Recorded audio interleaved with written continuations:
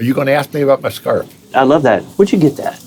I was in New York with David Jeremiah to do that Christmas show. I saw that. And I didn't have a scarf. And so I walked in. Somebody said, "Oh, you're a New York Yankees fan." And I said, "Not really. But if it keeps me warm up here, I'm a New York Yankees fan today." You like New York, don't you? I love it. I love it.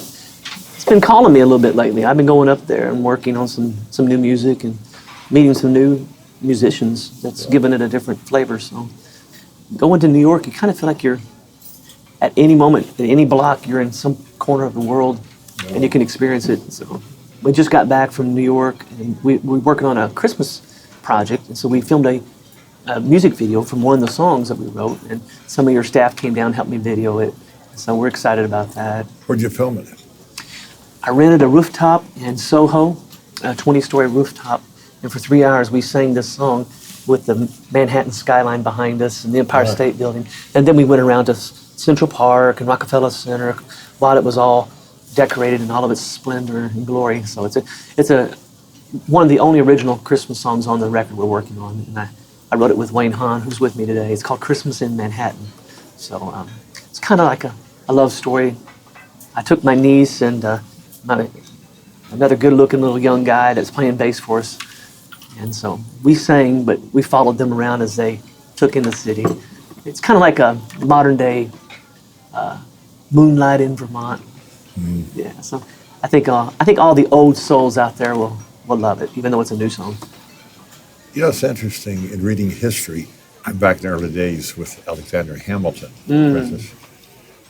And that town had muddy streets, horses going up and down it, but it was still a center.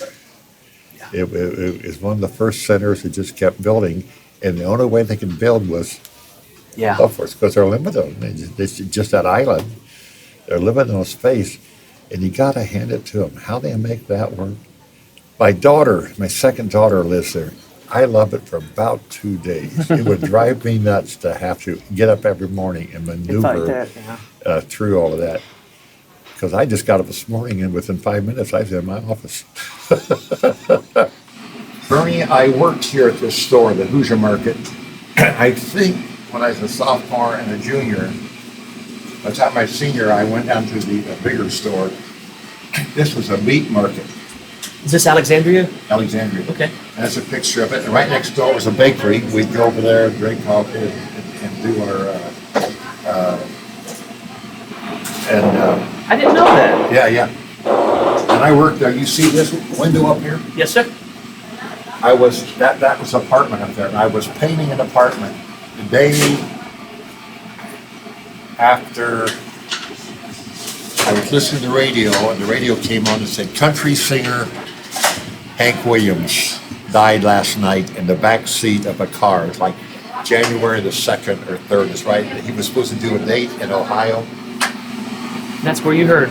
I knew where I was. I was painting that apartment. In that apartment. In that place. There were 3 butchers that worked there, and they were all missing either 1, 2, or 3 fingers. And I was 8, 16, 17. I wanted to play the piano. And I said, I'm going to go upstairs and paint. I'm going to go upstairs. That's good. If you've enjoyed this video, click the subscribe button to get the latest content and check out the other great clips on the Gaither Music TV channel.